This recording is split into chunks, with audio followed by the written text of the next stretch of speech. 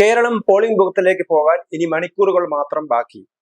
ഇപ്പോൾ ഭരണവിരുദ്ധ വികാരം ആഞ്ഞു വീശുന്നുണ്ടോ എന്ന സംശയമാണ് ഉയരുന്നത്.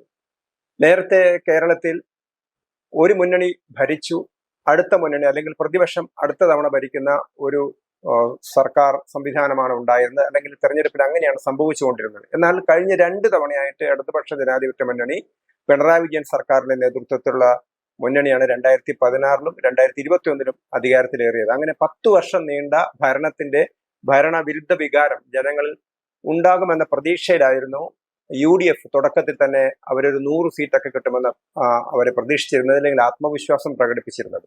പിന്നീട് സംസ്ഥാന സർക്കാരിന്റെ അതിഗംഭീരമായ PR വർക്കൊക്കെയാണ് നാം കണ്ടത്. അതേപോലെ തന്നെ മുന്നണിക്കകത്തുള്ള UDF-നകത്തുള്ള ജമാഅത്തെ ഇസ്ലാമിയുടെ സ്വാധീനം തുടങ്ങിയ പല വിഷയങ്ങളും ചർച്ച വിധേയമായി. എന്തു തന്നെ ആയാലും ഭരണവിരുദ്ധ വികാരം ഇപ്പോഴും ജനങ്ങളുടെ ഇടയിൽ ഉണ്ട് എന്നാണ്. പലരും അത് പ്രകടിപ്പിക്കുന്നില്ല എന്ന് മാത്രം. ഇലക്ഷൻ സമയത്ത് അവരത് പ്രകടിപ്പിക്കുക തന്നെ ചെയ്യും. ഭരണവിരുദ്ധ വികാരം നിലവിലുണ്ട് എന്നുള്ളതിൽ ഏറ്റവും വലിയ തെളിവ് സംസ്ഥാനത്തെ ഭരണകക്ഷിയായ പ്രധാനപ്പെട്ട പാർട്ടിയായ CPM-നകത്ത് തന്നെയുള്ള ആഭ്യന്തര പ്രശ്നങ്ങളാണ്. അത് പാർട്ടി നേതൃത്വത്തിനെതിരായിട്ടുള്ള അവരുടെ ഒരു പ്രതിഷേധം കൂടിയാണ്. ഇത് കേരളത്തെ സംബന്ധിച്ചിടത്തോളം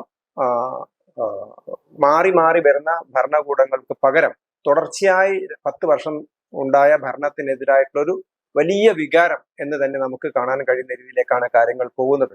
ഇപ്പൊ ഏറ്റവും ഒടുവിലായിട്ട് ഉദ്യോഗസ്ഥന്മാർ വരെ സർക്കാരിനെതിരെ പ്രതികരിക്കുകയാണ്. ഇവിടെയൊക്കെ ഒരു പ്രധാന കാരണമായിട്ട് നമുക്ക് കാണാൻ കഴിയുന്നത് ഭരണകൂടത്തിന്റെ ഒന്ന് അഴിമതി, രണ്ടാമത്തത് സ്വജനപക്ഷപാതം. ഇപ്പോൾ CPM-ന് അനുകൂലമായിട്ട് നമുക്ക് കാണാൻ കഴിയുന്ന സാമൂഹ്യ മാധ്യമങ്ങളിലൊക്കെ തന്നെ വളരെ ശക്തിയായിട്ട് CPM-ന് വേണ്ടി വാദിക്കുന്ന, ഇടതുപക്ഷത്തിന് വേണ്ടി വാദിക്കുന്ന പലരും അവരൊക്കെ തന്നെ ഭരണത്തിന്റെ ആനുകൂല്യങ്ങൾ കിട്ടിയവരാണ്. ഭരണത്തിന്റെ ആനുകൂല്യം എന്ന് പറയുന്ന സമയത്ത് പൊതുവായിട്ട് ജനങ്ങൾക്ക് കൊടുത്ത ആനുകൂല്യങ്ങളല്ല, മറിച്ച് പർട്ടിക്കുലർ ആയിട്ട് ചില ആളുകൾക്ക് വേണ്ടി മാത്രം, തങ്ങളുടെ സ്വന്തക്കാർക്ക് വേണ്ടി മാത്രം കൊടുത്ത ആനുകൂല്യങ്ങളാണ്. അങ്ങനെ ആ ആനുകൂല്യങ്ങൾ പറ്റി ജീവിക്കുന്ന മന്ത്രിമാരുടെ പേഴ്സണൽ സ്റ്റാഫും മറ്റ് സ്ഥാപനങ്ങളുമായിട്ട് ബന്ധപ്പെട്ട് കരാറിൽ ലഭിച്ച ആളുകളും അങ്ങനെയൊക്കെയുള്ള ആളുകൾ മാത്രമാണ് ഇപ്പോൾ സർക്കാരിനെ അനുകൂലിച്ച് രംഗത്ത് വന്നിരിക്കുന്നത്, അല്ലെങ്കിൽ പാർട്ടി ഭാരവാഹികളായിട്ടുള്ള ആളുകളൊക്കെ തന്നെ. അതേസമയത്ത് സർക്കാരിനെതിരായിട്ട് വലിയൊരു വിഭാഗം തന്നെ രംഗത്ത് വന്നിരിക്കുകയാണ്. അതിൽ പ്രധാനപ്പെട്ടത് ഉദ്യോഗസ്ഥന്മാരാണ്. കാരണം വളരെ മോശമായ രീതിയിലാണ് ഉദ്യോഗസ്ഥന്മാരോടൊക്കെ തന്നെ പെരുമാറിയത് എന്ന് നമുക്ക് കാണാൻ കഴിയും. കാരണം ഒരു ഉദ്യോഗസ്ഥ വൃന്ദത്തെ തങ്ങളുടെ ചൊൽപ്പടിക്ക് നിൽക്കുന്ന അഴിമതിക്കാരായിട്ടുള്ള ഒരു ഉദ്യോഗസ്ഥ വൃന്ദത്തെ വളർത്തിയെടുക്കാനാണ് ഭരണകൂടം ശ്രമിച്ചത്. അപ്പൊ അതിനെയൊക്കെ എതിരായിട്ട് സമർത്ഥരായ ഉദ്യോഗസ്ഥന്മാരെയൊക്കെ തന്നെ സ്ഥലം മാറ്റുക. അപ്പൊ കേരളത്തിലെ മികച്ച IAS ഉദ്യോഗസ്ഥൻ എന്നറിയപ്പെട്ടിരുന്ന IAS-കാരുടെ സംഘടനയുടെ പ്രസിഡന്റായിരുന്ന B. അശോകനെ എത്രയോ തവണയാണ് സർക്കാർ സ്ഥലം മാറ്റിയത്. അവസാനം കോടതി ഇടപെട്ടാണ് അദ്ദേഹത്തെ പുനഃസ്ഥാപിക്കുകയൊക്കെ ചെയ്തത്. അപ്പം അദ്ദേഹത്തെ തികച്ചും അപ്രസക്തമായ സ്ഥാനങ്ങളിലേക്ക് അദ്ദേഹത്തെ സ്ഥലം മാറ്റുക, അങ്ങനെയുള്ളൊരു നടപടിയാണ് കൈക്കൊണ്ടിരുന്നത്. ഇതൊക്കെ തന്നെ സർക്കാരിന്റെ ചൊൽപ്പടിക്ക് നിൽക്കാത്ത ഉദ്യോഗസ്ഥന്മാരെ, അല്ലെങ്കിൽ വളരെ കാര്യഗൗരവമുള്ള നല്ല രീതിയിൽ കാര്യങ്ങളൊക്കെ നടത്തുന്ന, അതേ സമയത്ത് മന്ത്രിമാരുടെയൊക്കെ അനാവശ്യമായ ഇടപെടലുകളൊക്കെ അംഗീകരിക്കാത്ത, അല്ലെങ്കിൽ രാഷ്ട്രീയ ഇടപെടലുകളൊക്കെ അംഗീകരിക്കാത്ത ആളുകളെയൊക്കെ തന്നെയാണ് അവരങ്ങനെ ചെയ്തിരുന്നത്. ഇപ്പൊ ഏറ്റവും ഒടുവിൽ ബിജു പ്രഭാകർ, അദ്ദേഹം റിട്ടയർഡ് IAS ഉദ്യോഗസ്ഥനാണ്. അദ്ദേഹം പരസ്യമായിട്ട് സർക്കാരിനെതിരെ പ്രതികരിക്കുകയാണ്. അദ്ദേഹം പറഞ്ഞത് 2 തവണ തുടർച്ചയായിട്ട് അധികാരത്തിരുന്ന സർക്കാർ ഇനി പോയില്ലെങ്കിൽ അത് കേരളം ഇനി ബംഗാളിനെ പോലെയാകും, ഇവിടെ സെൽ ഭരണമാണ് വരാൻ പോകുന്നത്. അതേപോലെ തന്നെ അദ്ദേഹം ഇവിടെ കോടിക്കണക്കിന് രൂപ ചെലവഴിക്കുന്നതിനെ കുറിച്ച് പറയും. അപ്പൊ 100 കോടി രൂപ ചെലവഴിക്കുന്നു കണക്കിലിരുത്തിയാൽ അത് 30 കോടി മാത്രമേ ചെലവഴിക്കുന്നുള്ളൂ, ബാക്കിയൊക്കെ മറ്റേതോ കൈകളിലേക്ക് പോവുകയാണ്. നമുക്കറിയാം ഊരാളുങ്കൽ സൊസൈറ്റി കോടിക്കണക്കിന് രൂപ, കാരണം ഇവരൊക്കെ തന്നെ പലപ്പോഴും അദാനി അംബാനിയൊക്കെ വിമർശിക്കുന്ന ആളുകളാണ്. ഇങ്ങനെയുള്ളൊരു സൊസൈറ്റി എന്ന പേരിൽ വലിയൊരു സാമ്രാജ്യം തന്നെ അവർ സൃഷ്ടിച്ചെടുത്തിരിക്കുകയാണ്. അവർക്ക് പ്രത്യേകമായിട്ട് ഇളവുകൾ കൊടുക്കുന്നു, 10% ഇളവ് കൊടുക്കുന്നു, അല്ലെങ്കിൽ മറ്റ് ആളുകളായിട്ട് കോമ്പീറ്റ് ചെയ്യാതെ തന്നെ, ടെൻഡറിൽ പങ്കെടുക്കാതെ തന്നെ നേരിട്ട് ഊരാളുങ്കൽ സൊസൈറ്റിക്ക് വർക്ക് കിട്ടുന്നു. സംസ്ഥാന സർക്കാരിന്റെ ഏത് പദ്ധതി വന്നാലും അത് ഊരാളുങ്കൽ കൊടുക്കുന്നു. ഊരാളുങ്കലാണെങ്കിൽ ഇതെല്ലാം ഒന്നും നേരിട്ട് ചെയ്യുന്നില്ല, അവരത് സബ് കോൺട്രാക്ട് കൊടുക്കുകയാണ് ചെയ്യുന്നത്. അതേപോലെ തന്നെ ഊരാളുങ്കലിന് ഇപ്പൊ 50 കോടിയുടെ വർക്കാണെങ്കിൽ അവർ 100 കോടിക്കാണ് അവർ കൊടുക്കുന്നത്.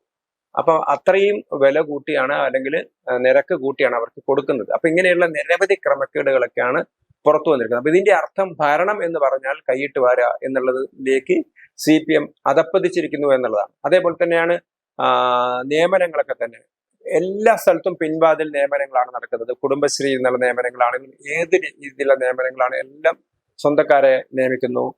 സ്ഥിരമായിട്ട് പോസ്റ്റുകളിലേക്കുള്ള നിയമനങ്ങൾ പോലും താൽക്കാലിക നിയമനങ്ങളായിട്ട് നടത്തുകയാണ്. അതിലൊക്കെ തന്നെ പാർട്ടി നേരിട്ട് ഇടപെടുകയാണ്. അതേപോലെ തന്നെ ട്രാൻസ്ഫർ, സർക്കാരിനെ അനുകൂലിക്കാത്ത, സർക്കാരിന് വേണ്ടി നിൽക്കാത്ത ഉദ്യോഗസ്ഥന്മാരെയൊക്കെ തന്നെ സ്ഥലം മാറ്റുന്നു. സെക്രട്ടേറിയറ്റുള്ള ആളുകളെ തന്നെ വിവിധ ജില്ലകളിലേക്ക് അടിക്കുന്നു. അപ്പം അങ്ങനെ ഒരു ആർക്കും ഒരു തൃപ്തിയില്ലാത്ത രീതിയിൽ, അതായത് CPM-ന് അവരോട് മാത്രം വിധേയത്വം പുലർത്തുന്ന ആളുകൾക്ക് മാത്രമേ ഈ ഭരണത്തിൽ തൃപ്തിയുള്ളൂ എന്ന നിലയിലേക്ക് വന്നിരിക്കുന്നു. സമരങ്ങളൊക്കെ കൈകാര്യം ചെയ്യുന്ന രീതിയൊക്കെ വളരെ മോശമായിട്ടാണ് വന്നത്. നമുക്കറിയാം, ആശാ സമരത്തൊക്കെ നേരിട്ട രീതി നമുക്കറിയാൻ പറ്റും.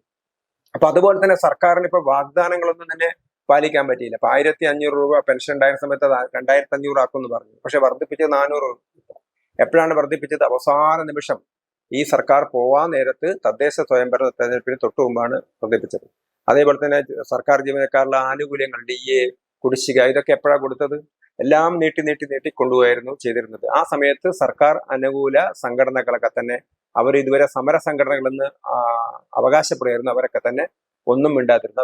അതിന് പകരം അവർ കേന്ദ്രത്തിനെതിരെ സമരം ചെയ്യുകയായിരുന്നു ചെയ്തത്. അതേപോലെ തന്നെ അഴിമതിയാണ് എല്ലാ രംഗത്തും, സർക്കാരിന്റെ എല്ലാ രംഗത്തും അഴിമതിയാണ് കാണാൻ പറ്റുന്നത്. അതേപോലെ തന്നെ ആരോഗ്യരംഗം എന്ന് പറയുമ്പോൾ നമ്മൾ പറഞ്ഞു, ആരോഗ്യരംഗത്ത് നമ്മൾ വളരെ മികച്ച പെർഫോമൻസ് ആണെന്ന് പറഞ്ഞു. പക്ഷെ ആരോഗ്യരംഗത്തൊക്കെ വളരെ കാലമായിട്ട് മുമ്പിൽ ഉണ്ടായിരുന്നിട്ട് പോലും എന്താ സംഭവിച്ചത്? ആശുപത്രികളിലൊക്കെ ദയനീയമായ അവസ്ഥ നമ്മൾ കണ്ടതാണ്. ആശുപത്രികളിൽ മരുന്നില്ല, ചികിത്സാ ഉപകരണങ്ങളില്ല. അതിനെയൊക്കെ അവസാനം സിസ്റ്റത്തിന്റെ തകരാറാണെന്ന് പറഞ്ഞ് മന്ത്രി ന്യായീകരിക്കുകയായിരുന്നു ചെയ്തിരുന്നത്. അപ്പൊ കട്ടിലൊക്കെ ഒരു കട്ടിൽ തന്നെ 2-3 പേരും കിടക്കുന്ന ഒരു കാഴ്ചയാണ് നമുക്ക് കാണാൻ കഴിഞ്ഞത്. മരുന്നില്ല, ഉപകരണങ്ങളില്ല. അപ്പൊ ഏറ്റവും അതേപോലെ തന്നെ നിരവധി ഉദാഹരണങ്ങൾ, അത് ഡോക്ടർമാർ, പരിചയസമ്പന്നരായ ഡോക്ടർമാർ തന്നെ ഇതിനെതിരെ രംഗത്ത് വന്നു. ഇങ്ങനെ അതേപോലെ തന്നെ സംസ്ഥാനത്തിന്റെ സാമ്പത്തിക സ്ഥിതിയാണെങ്കിൽ സംസ്ഥാനം കടക്കണിലേക്ക് പോയിക്കൊണ്ടിരിക്കുകയാണ്. അങ്ങനെ കടം വാങ്ങിയിട്ടും ഉൽപാദനപരമല്ലാത്ത കാര്യങ്ങൾക്ക് വേണ്ടിയാണ് മൊത്തം ചെലവഴിക്കുന്നത്. അതേ സമയത്ത് തന്നെ PR വർക്കാണെങ്കിൽ കോടിക്കണക്കിന് രൂപയാണ് സർക്കാർ തന്നെ പുകഴ്ത്താൻ വേണ്ടി ചെലവഴിക്കുന്നത്. അപ്പൊ ഇങ്ങനെ രീതിയിൽ സംസ്ഥാന സർക്കാരിനെതിരെ വലിയൊരു ജനരോഷം. ഇപ്പൊ നേരത്തെ തന്നെ കേരളയുടെ പേരിലൊക്കെ വലിയ സമരങ്ങളാണ് നടന്നത്. ആ സമരങ്ങളൊക്കെ കൈകാര്യം ചെയ്ത രീതിയാണെങ്കിൽ അത്രയും മോശമായ രീതിയിലാണ് സർക്കാർ ഈ സമരക്കാരെയൊക്കെ കൈകാര്യം ചെയ്തത്.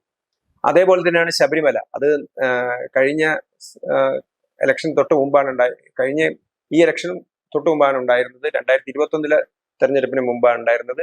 ശബരിമലയിൽ എങ്ങനെയെങ്കിലും ഞങ്ങൾ സ്ത്രീകളെ പ്രവേശിപ്പിക്കും, അല്ലെങ്കിൽ യുവതികളെ പ്രവേശിപ്പിക്കും എന്നുള്ളൊരു സർക്കാരിന്റെ നിലപാട്. അപ്പൊ അവരതിനു വേണ്ടി കേരളത്തിന് പുറത്തുനിന്നുള്ള ആളുകളെ കൊണ്ടുവന്നു. പല കോൺട്രവേഴ്സ്യൽ ആയിട്ടുള്ള, വിവാദമായിട്ടുള്ള പശ്ചാത്തലമുള്ള ആളുകളെയൊക്കെ തന്നെ അവർക്ക് ദൈവവിശ്വാസമോ അല്ലെങ്കിൽ ക്ഷേത്രത്തിലൊന്നും പോകുന്ന അല്ലാത്ത ആളുകളെയൊക്കെ തന്നെ പിടിച്ചു കൊണ്ടുപോകുന്നു. പല മതവിശ്വാസികളായിട്ടുള്ള ആളുകളെയൊക്കെ തന്നെ സ്ത്രീകളെ കൊണ്ടുവരാൻ, അതൊക്കെ ഭക്തരുടെ വികാരത്തെ വ്രണപ്പെടുത്തുന്ന രീതിയിലൊരു നിലപാടാണ് സ്വീകരിച്ചത്. ഇപ്പം സർക്കാർ എന്ത് ചെയ്യുന്നു? കോടതിയിൽ ആ സത്യവാങ്മൂലമൊക്കെ മാറ്റി മറയ്ക്കാൻ പോവുകയാണ്. അപ്പൊ ഇതൊക്കെ ഞങ്ങളുടെ രാഷ്ട്രീയ നിലപാടാണ് എന്ന് പറഞ്ഞിരുന്ന ആളുകളാണ്. അങ്ങനെ ജനങ്ങളെ വെല്ലുവിളിക്കുകയാണ്. അതേപോലെ തന്നെ അയ്യപ്പ സംഘമൊക്കെ നടത്തിയത്, ഈ അയ്യപ്പ സംഘം പോലുള്ള കോടാനുകോടി രൂപയുടെ പരിപാടികളൊക്കെ നടത്തിയത് ഫണ്ട് ഉണ്ടാക്കാൻ വേണ്ടിയാണ്, പാർട്ടി ഫണ്ട് ഉണ്ടാക്കാൻ വേണ്ടിയാണ്. അതുപോലെ തന്നെയാണ് സർക്കാർ ജീവനക്കാരെ കൊണ്ട് തന്നെ പിരിവ് നടത്തിക്കുക. ഇപ്പൊ സർക്കാർ ജീവനക്കാരുടെ അവരുടെ സർവീസ് ചട്ടങ്ങൾക്ക് വിരുദ്ധമായിട്ടാണ്. ഉദാഹരണത്തിന് ദേശാഭിമാനി എന്ന് പറയുന്നത്, അത് പ്രിന്റഡ് ആൻഡ് പബ്ലിഷ്ഡ് ബൈ എന്ന് പറഞ്ഞാൽ അവർ പറയുന്നുണ്ട് അത് CPM സംസ്ഥാന കമ്മിറ്റിയുടെ ഒരു സാധനമാണ്, അല്ലെങ്കിൽ ഒരു പ്രസിദ്ധീകരണമാണ് ദേശാഭിമാനി. പക്ഷെ ആ ദേശാഭിമാനി അപ്പൊ സ്വാഭാവികമായിട്ടും ആ ദേശാഭിമാനിയുടെ അംഗത്വം ചേർക്കുക എന്ന് പറയുന്നത് ഒരു പാർട്ടി പ്രവർത്തനമാണ്. അപ്പൊ സർക്കാർ ജീവനക്കാർ ഓഫീസുകളിൽ കയറിയിട്ട് നിർബന്ധിച്ചിട്ട് ദേശാഭിമാനി ഭരിക്കാനാക്കുന്നു. അപ്പൊ ഇങ്ങനെയുള്ള അധികാര ദുർവിനിയോഗം, അതുപോലെ തന്നെ സർക്കാർ ജീവനക്കാരെ കൊണ്ട് രാഷ്ട്രീയ പ്രവർത്തനം നടത്തിക്കുക. ഇപ്പൊ അവർ തെരഞ്ഞെടുപ്പിന് വോട്ട് പിടിക്കാൻ പോവാണ് സർക്കാർ ജീവനക്കാർക്ക്. അപ്പൊ ഇതൊക്കെ CPM അനുകൂല സംഘടനയ്ക്ക് മാത്രം പറ്റുന്നതാണ്. അങ്ങനെയുള്ള ഒരു സ്ഥിതിവിശേഷം. അതേപോലെ തന്നെ NGO യൂണിയനിലും അതുപോലെ തന്നെ അവരുടെ സെക്രട്ടേറിയറ്റ് എംപ്ലോയീസ് യൂണിയനിലും ഒക്കെ ഇല്ലാത്ത ആളുകൾ, അതിൽ പങ്കെടുക്കാത്ത ആളുകൾ, അവരുടെ സമരപരിപാടികളിൽ പങ്കെടുക്കാത്ത ആളുകളെ, അവരുടെ സമ്മേളനങ്ങളിൽ പങ്കെടുക്കാത്ത ആളുകളെയൊക്കെ സ്ഥലം മാറ്റുക, ആ രീതിയിലുള്ളൊരു കാര്യങ്ങളാണ് നടന്നുകൊണ്ടിരുന്നത്. അതുകൊണ്ട് തന്നെ മൊത്തം സംവിധാനത്തിൽ CPM-നോടുള്ളൊരു, അല്ലെങ്കിൽ ഭരണ നേതൃത്വത്തോടുള്ളൊരു അതൃപ്തി ഉണ്ടായിട്ട്, അതുകൊണ്ടാണ് ബിജു പ്രഭാകരനെ പോലെ അദ്ദേഹം ഒരു കോൺഗ്രസ് നേതാവിന്റെ മകനായിരിക്കാം. പക്ഷെ എന്നാൽ പോലും അദ്ദേഹം വളരെ ഭരണതലത്തിലുള്ള കാര്യങ്ങളൊക്കെ തന്നെ അദ്ദേഹം എടുത്തു പറയാണ്. മുഖ്യമന്ത്രിയുടെ ഓഫീസിന് വകുപ്പുകളെ ഒന്നും നിയന്ത്രിക്കാൻ പറ്റുന്നില്ല. ചീഫ് സെക്രട്ടറിയും വകുപ്പ് സെക്രട്ടറിമാരും തമ്മിലുള്ള ഒരു പോരാട്ടമാണ് പലപ്പോഴും നടക്കുന്നത്. അതുകൊണ്ട് തന്നെ ഭരണം നടക്കുന്നില്ല. പണം ചെലവഴിക്കുന്നുണ്ട്, ആ പണം സാധാരണക്കാരിലേക്ക് എത്തുന്നില്ല. ആവശ്യത്തിനുള്ള പണമില്ല. എല്ലാ മേഖലയിലും ഫണ്ട് ഇങ്ങനെ കൊടുക്കാൻ, ഫീസ് കൊടുക്കാൻ, അല്ലെ പട്ടികജാതി വിദ്യാർത്ഥികളെ ഗ്രാന്റുകളാണെങ്കിൽ അങ്ങനെ എല്ലാ കാര്യങ്ങളും മുടങ്ങി നിൽക്കുന്ന ഒരവസ്ഥയാണ് ഉണ്ടായിരുന്നത്. പൊതുമേഖലാ സ്ഥാപനങ്ങളൊക്കെ നഷ്ടത്തിലേക്ക് കുതിച്ച് പായുകയാണ് ചെയ്യുന്നത്. അപ്പൊ അങ്ങനെ ഒരു അവസ്ഥയാണ് കേരളത്തിൽ ഉണ്ടായിരിക്കുന്നത്. അതുകൊണ്ട് തന്നെ കേരളത്തിലെ ഭരണത്തിനെതിരായിട്ടുള്ള ഒരു വലിയൊരു വികാരമാണ് ഇപ്പോ പൊതുവെ ഉണ്ടായിരിക്കുന്നത്. അതിനെ ഉപയോഗപ്പെടുത്തുകയാണ് ഇപ്പോൾ പ്രതിപക്ഷത്തിരിക്കുന്ന UDF ചെയ്യുന്നത്. ഈ നാളെ ഇവർ അധികാരത്തിൽ വന്നാൽ ഇതൊക്കെ തുടരുമോ എന്നുള്ളത് മറ്റൊരു കാര്യം. പക്ഷെ ജനങ്ങളെ സംബന്ധിച്ചിടത്തോളം അവരുടെ കണ്ണിന്റെ മുമ്പിൽ കാണുന്ന ഇത്തരത്തിലുള്ള അഴിമതിയും സ്വജനപക്ഷപാതവും CPM-കാരാണെങ്കിൽ എന്തും ചെയ്യാം. ഇപ്പൊ ഒരു സിദ്ധാർത്ഥ എന്ന് പറയുന്ന ഒരു വിദ്യാർത്ഥിയെ ഹോസ്റ്റലിൽ വെച്ച് അടിച്ചു കൊല്ലുകയാണ് SFI-ക്കാർ ചെയ്തത്. അവരെയൊക്കെ രക്ഷപ്പെടുത്താനാണ് ശ്രമിച്ചത്. ഓരോ ആളുകളെയും പതുക്കെ രക്ഷപ്പെടുത്തുന്നു. അതേപോലെ തന്നെ SFI-ക്കാരാണെങ്കിൽ അവർ പരീക്ഷ എഴുതാതെ, BA പരീക്ഷ എഴുതാത്തവന് MA-ക്ക് അഡ്മിഷൻ കൊടുക്കുന്നു. ഈ രീതിയിലുള്ള അങ്ങേയറ്റത്തെ സ്വജനപക്ഷപാതം, ക്രമരഹിതമായ പ്രവർത്തനം, വിദ്യാഭ്യാസ നിലവാരം തന്നെ ഇല്ലാതായി കേരളത്തിന്റെയൊക്കെ. ആയിരക്കണക്കിന് സീറ്റുകളാണ് വെറുതെ കിടക്കുന്നത് കേരളത്തിലെ ആർട്സ് ആൻഡ് സയൻസ് കോളേജുകളിലൊക്കെ. കേരളത്തിന് പുറത്തേക്കാണ് ആളുകളൊക്കെ ഒഴുകുന്നത്. അങ്ങനെയുള്ളൊരു ശക്തമായ ഒരു ഇതിനെതിരായിട്ടുള്ള ഒരു ശക്തമായ ഭരണവിരുദ്ധ വികാരമാണ് ഇപ്പോൾ വളരെ ശക്തമായിട്ട് നമുക്ക് കാണാൻ കഴിയുന്നത്. അതിന്റെ ഒരു പ്രതിഫലനമാണ് ബിജു പ്രഭാകരനെ പോലെയുള്ള മുൻ IAS ഉദ്യോഗസ്ഥന്മാരുടെ പ്രസ്താവന. എന്ത് തന്നെയായാലും അടുത്ത തെരഞ്ഞെടുപ്പിൽ അതായത് വരാനിരിക്കുന്ന ഏതാനും മണിക്കൂറുകൾ കഴിഞ്ഞ് നടക്കുന്ന ഈ തെരഞ്ഞെടുപ്പിൽ ഈ ഒരു ഭരണവിരുദ്ധ വികാരം അത് പ്രതിഫലിക്കുമെന്നുള്ളത് വ്യക്തമാണ്.